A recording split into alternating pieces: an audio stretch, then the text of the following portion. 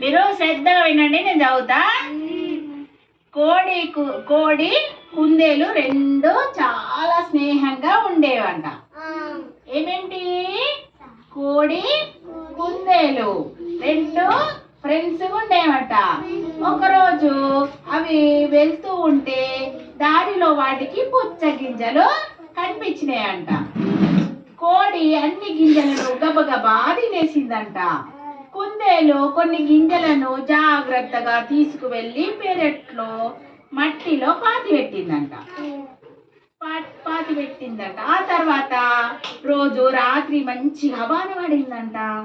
వాన పడితే 2 రోజుల తర్వాత గింజలు ఏమయ్యాయో అని కుందేలు వచ్చి చూసిందంట. దానికి ఆ గింజలో నుంచి చిన్న చిన్నగా మొలకలు రావడం కనిపించినాయంట. అది చూసి కుందేలు చాలా సంతోషించిందంట. వెంటనే కుందేలు కోడిని పిలిచి, నువ్వేమో ఆకలిగా ఉందని ఆ రోజు గింజలన్నీ తినేశావు, కానీ నేనేమో మళ్ళీ తినడానికి పుచ్చగింజలు కావాలి కదా అని కొన్ని గింజలను పాతి పెట్టాను. అప్పుడు వాటిని చూడు అని అన్నది. మొలకల్ని చూసి కోడి చాలా సంతోషించింది. ముందు ముందు మనం తినడానికి పనికొస్తాయని ఎంత బాగా ఆలోచించావు.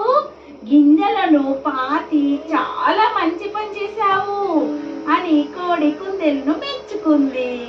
కుందేలు కోడి మెలకెత్తిన చిన్న చిన్న మొలకలను రోజు నీళ్లు పోసేవి. ఆ చిన్న చిన్న మొలకలు పెద్దవయ్యి బోలెడన్ని పుచ్చకాయలు కాసాయంట. ప్రతిరోజు కోడి కుందేలు కలిసి హాయిగా